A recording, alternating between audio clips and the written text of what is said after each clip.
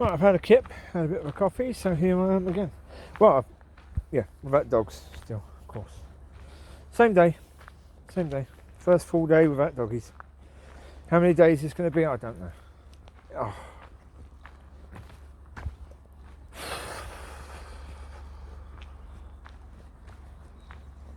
Yeah. Anyone with dogs will understand the situation. Yeah. Well, apart from the two people upstairs, because they couldn't give a toss about their dogs. I've explained that in the last video anyway. I'm not going to go into that anymore. To be honest, I don't want to talk about these people anymore. What I'm going to talk about is that I asked God for guidance, and yeah, got guidance. There was something that God said to me that is absolutely spot on with regards to this situation. Yeah, whether it's the SSPCA or the police,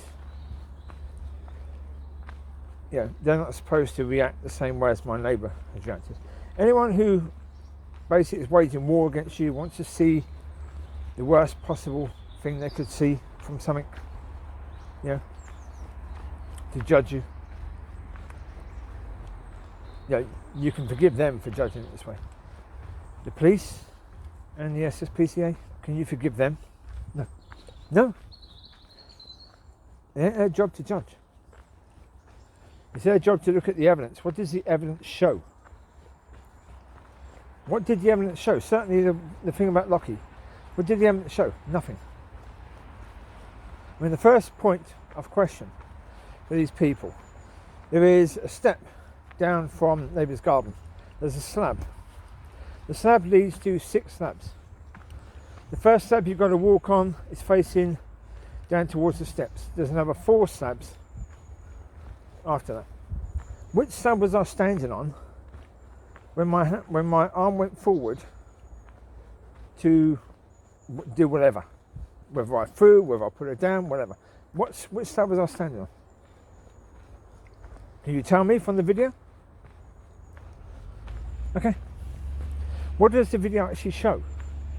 The video shows me carrying her in, telling her off, you know, for not coming back when I called her, you know, for not coming in, getting out of the car, that sort of thing. Which is important. She's got to realise I've called her. Same as all this vet saying, oh, look, I can see from that, you know, your dog's getting distressed. The first point in court, if that's raised in court, and I'm going to raise it, I'm going to raise it as them trying to stress me out. These people trying to stress me out. Because guaranteed, the court's going to throw this out if this goes to court. Because the evidence isn't there. But these people saying, oh, the vet said she can see that the animals are mentally distressed by us. Excuse me? Are you a dog psychologist? Have you examined my dogs before this? Have you spent loads of time with them? Have you seen how they react to certain situations before? No, then shut up. You're basing your opinion on nothing at all. Well, for example, the one about Covie, right? Covie, up until I said on videos the other day when I was walking with Covie and all that lot, and even like last night I did a video talking about Covie and saying that, you know, she's changing. Her personality is now coming out. She's now being a lot more loving. You know, she's now being happy to be cuddled and have attention. She wasn't. Up until a couple of weeks ago, she wasn't. She wasn't interested in playing with bottles. She wasn't going running after bottles or carrying bottles around the park. That's new. Same as giving kisses is new. Being handled, she's okay at being handled now. Like with Covie, I've always handled Covie indoors. The reason is she doesn't want to be handled.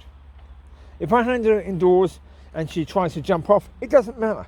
She's jumping off, there's nowhere she can run that's dangerous to her, right? I don't try and handle her outside. That's the reason she's got the vibrating beep collar on. Because I can use that to get her to do as she's told, basically, right? Get her in the car, that sort of stuff. Get her to stop doing things she shouldn't be doing, right? Like if she's overly aggressive with Jacob or one of the others, I can deal with that. Normally just tell her no, pack it up, that sort of works, but if it doesn't, vibrate. Fine, works, straight away.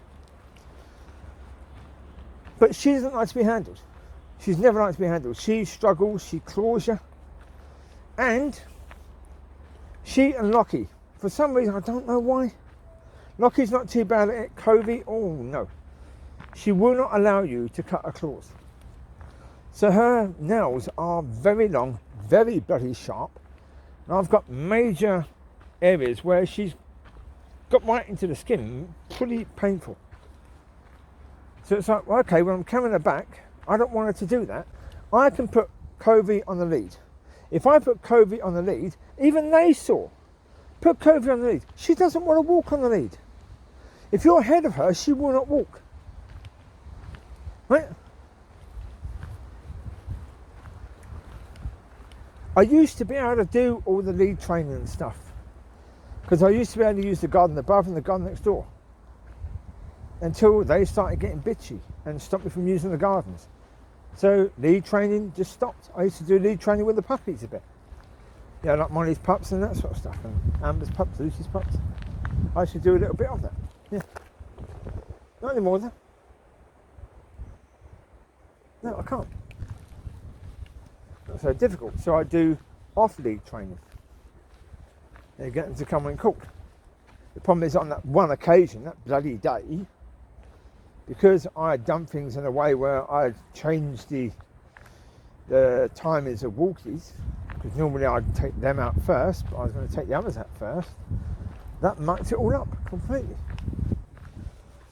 So as I say, she is highly resistant. If I'd taken a lead out, trying to get back in with a lead, then we'd have had other dogs in the car, which they were in the car. We had the 4 dogs in the back seat. They're barking as soon as they see someone, right?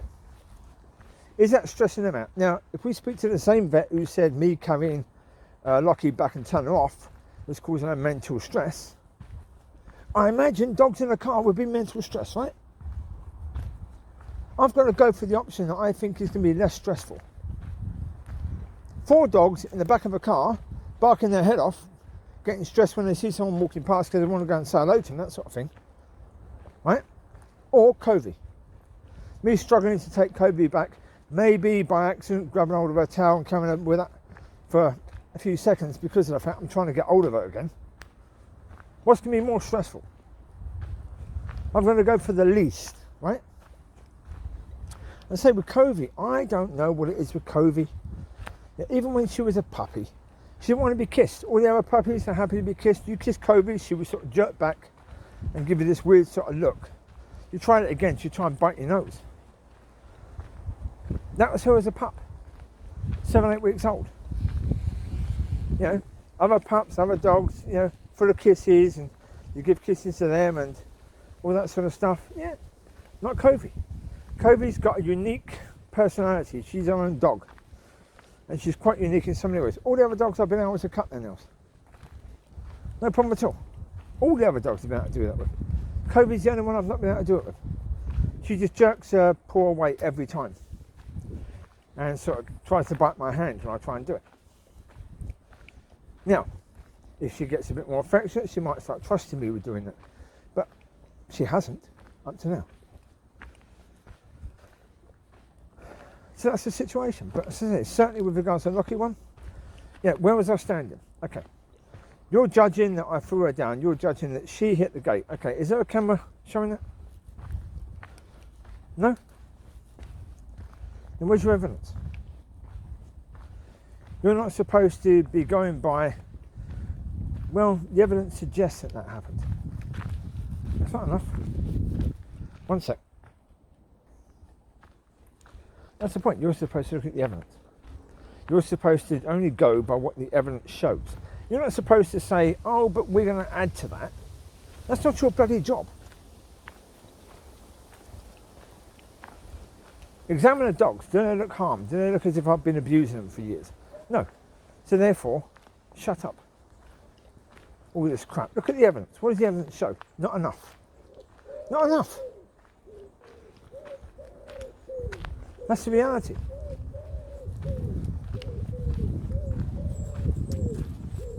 That's how God guided me today. As you can see, there's still a lot of... Well, there is, of course there is. I should be walking here with the dogs right now, shouldn't I? And at this time of day, I wouldn't be coming here because there's probably too many dogs here. Certainly I wouldn't be coming here with Amber.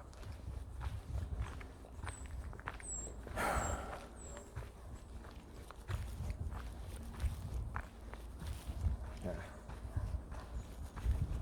So of course, look, I don't trust these people in any way, shape or form. So these people are supposed to look at the evidence. Because they're not just looking at the evidence, they're now surmising that the evidence suggests also that this, that and the other happened. That's not shown. Yeah.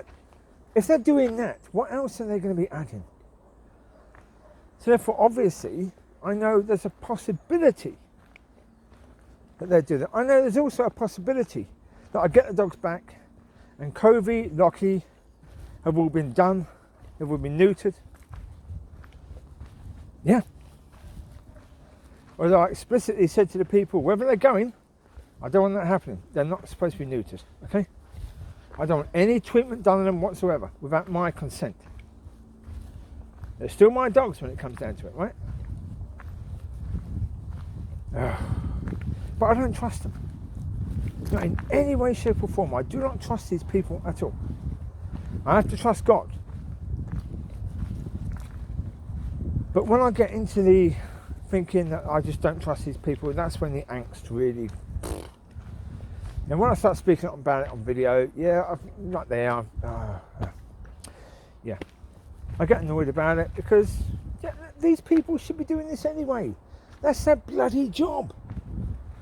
Their job is purely to look at the evidence, not make shit up. The job of the police isn't to persuade the jury. The job of the police is simply to provide what evidence is available. That's it.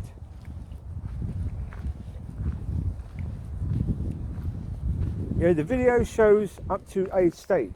You can only, therefore, judge that as the evidence. You can't go after that. Unless the video shows more than that, you can't go after that.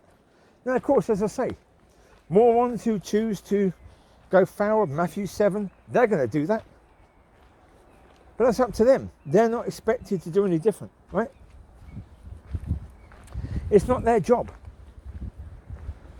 Animal welfare people, again, they shouldn't be taking dogs away from owners. Do you know what that causes to dogs, especially collies? Collies are dogs that have one owner. You separate them from their owners based around the fact that you see step 1, step 2. You don't see step 3. You know there's a possibility of step 4, but you can't confirm. But you are then going to say that step 1, 2, 3 and 4 all happened.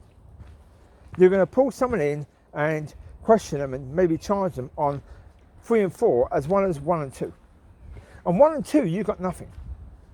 You've got simply me carrying her back and turning her off. That's it, that's all you've got.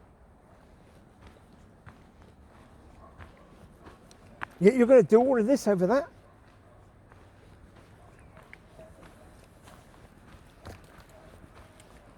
That's bullshit.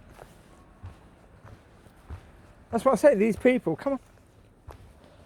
I mean, it's quite possible, but because of all of the accusations that the people upstairs have made, you know, the SFP or whatever their name is, they decided that they better do a proper check this time. Because there's so many accusations coming in. Possible, yeah.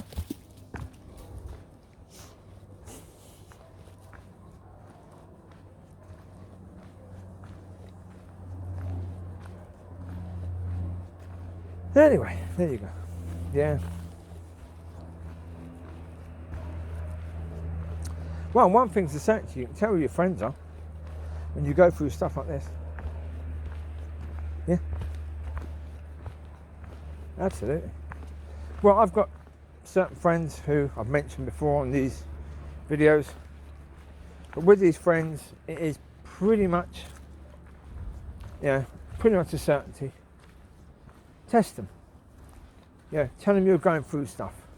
See if they get in contact with you. With these friends I'm talking about, generally speaking, they don't. No. Generally speaking, they only get in contact with you when they think things are going well. That's not a friend, is it? Really? No. Well, it's like, as I said to Alistair, You know, Alistair, the chap I used to go and have meals with and stuff like that. I used to go with him when he used to pray for people in the streets and stuff like that. But then when he started being all sort of holier than thou, and started saying, don't say anything to me unless it's positive. Well, okay, bye-bye. Because that's not real. That's not real. You see, every single person, every single human being is going to go through crap. And as I've said before, with regards to, I did a video earlier, which I'm probably not going to put on, that was down at the Stinky Woods. I probably won't do that, because that's just gone over stuff I've done before. But in that one, I pointed out the fact that obviously, yeah, you won't find a perfect Christian. The reason why you won't find a perfect Christian is because the only way a so-called Christian can seem perfect to someone in the world is if that person is incredibly worldly, right?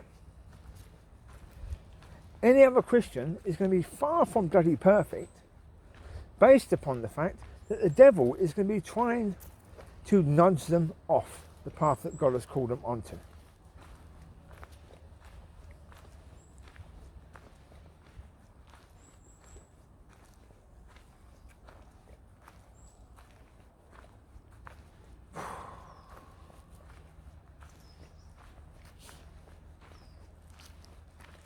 That's the reality.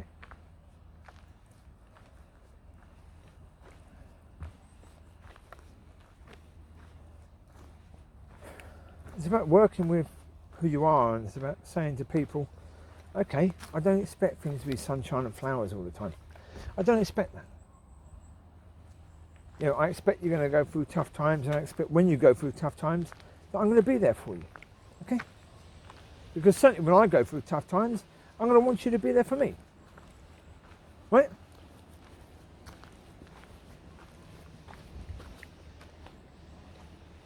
Clearly the reality is that with these people, we don't have that level of friendship. That's okay. Yeah.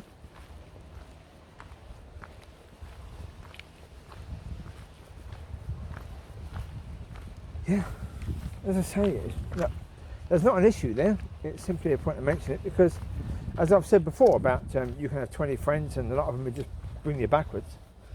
Anyone who claims to be a brother, claims to be a sister of Christ, and claims to be a friend, there's certain things you should expect from that. There is. Otherwise, at least drop the friendship bit. You know, brother, sister of Christ, yes, indeed. But friend, no. Even brother, sister of Christ, you've got to question that a bit. If you were, then you would be concerned if a fellow brother or sister of Christ was going through tough times. You want to actually help out if you could, because that's what, you know. We're all supposed to be part of that one body. We're supposed to be part of a sort of family in Christ, aren't we?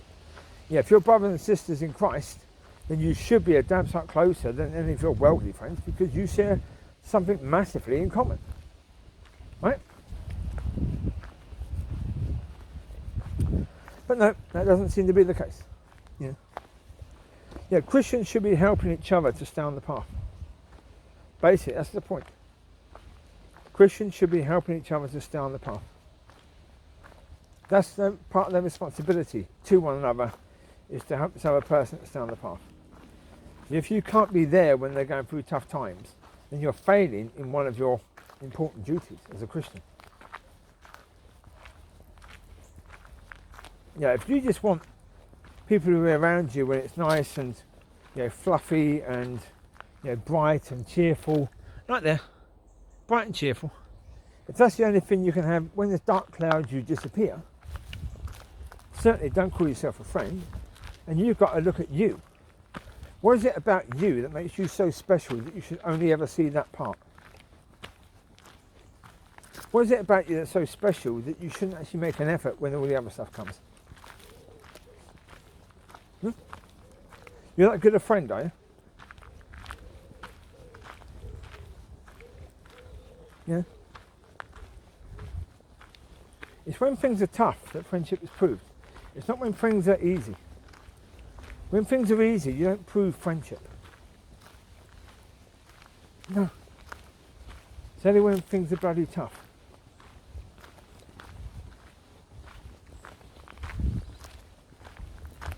Anyway, yeah. I just thought I'd share that because that was an important point. I've mentioned what's going on to a few people. They haven't bothered getting back to me, so it's like, okay, there you go. There's a little puppy. There's a little puppy. Right, one sec, there you go, one sec. Hi. Talked to a lady with dogs, talked to her about a puppy and an older dog. Her older dog's got a cyst, 12 years old. Got a cyst on the back. She said no, she said basically we were told to just leave it, because if you remove it, it could just get damn sight worse. Well, that's what I said about the situation. You know, I mean, even my living conditions. If I move, and it's not God telling me to move, I can move into a far worse situation. That's the same as removing the cyst and a bigger one comes. Right? It's right, isn't it? You could think you're doing the wiser thing, but you could be getting into a far worse situation. By removing the cyst or removing yourself. As a Christian, you've got to be guided by God. And if God isn't saying do something, don't do it. No. Even though it may seem tempting, it may seem to be a good situation. Just knock on doors, absolutely. But don't ever jump. Unless God has told you to jump, don't jump. No. Alright. So the reality is, look, as I said earlier, I've said in other videos, honestly, am I going to say anything to these people? Don't know. I may just make a statement and just say what I've said in this one really about the fact of the video, what the video shows, and the only evidence they have.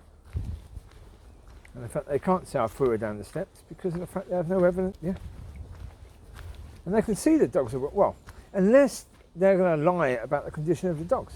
You can see, you've seen the dogs running around. You've seen that their coats are good, they're happy dogs, they're playful, they're fairly well behaved. They're fairly well behaved. Amber and Gracie seem to have a bit of an issue with barking often, but they're fairly well behaved.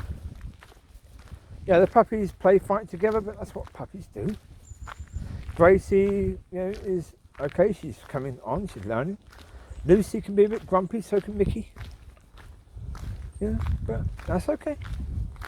Lucy's the oldest dog. She's got the right to be grumpy. In dog's years, she's what, 56 or something? Yeah? She's older than me. She's older than me now. So if I have a right to be grumpy, so does she. And I do have a right to be grumpy. Right? I take that right all the time. I enjoy it.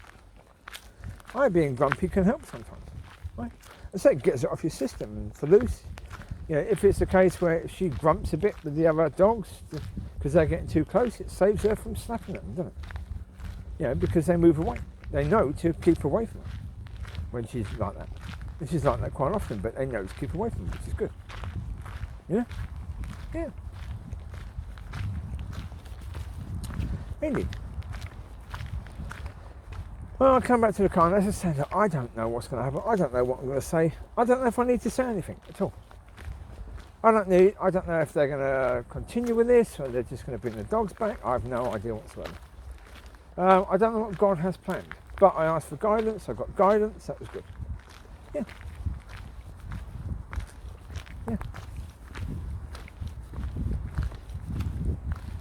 So these people just need to do their job, really. As I say, if they're going to be truthful about the condition of the dogs, they know the dogs have been abused. They just bring them back and shut up.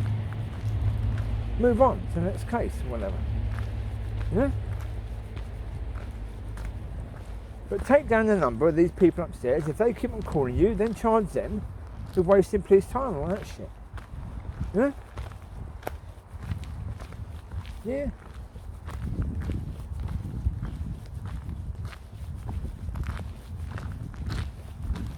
The amount of dog poo bags lying around is just ridiculous. People seem to be chucking them around.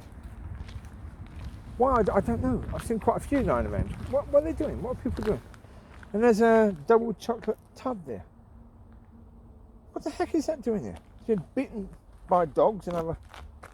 Hopefully it wasn't full of chocolate, because that's going to make the doggies have liquidy poo. If it was that ice creamy chocolate, that wouldn't be good for them. There you go, anyway. Right.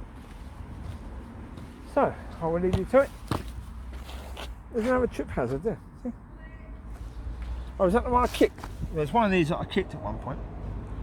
I was kicking the ball for the dogs. I went to kick the ball quite low down. That's why I never bring a football now to the walkies. Because I was doing that and I kicked a stone. Bloody hurt. And it caused me problems with my toe for about 2 weeks. So, I don't bring a ball anymore. That's why you learn, didn't you? Oh, you learn.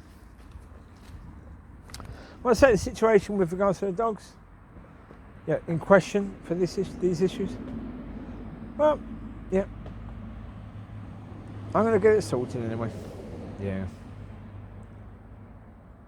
And in the future, I say with Covie, I think she's going to be much easier to handle. Well, because if she's more cuddly, more kissy, that means she's going to be quite happy to be handled a bit more. That's good. Maybe not completely, but a bit. Yeah. I could even start taking her out on the lead a bit to teach her to walk on lead. Yeah, and it's okay to be on lead. Just in case something else happens in the future, I can get on lead, can't I? Yeah, so we'll see. But you take care. God bless. I'll speak to you soon. Bye-bye.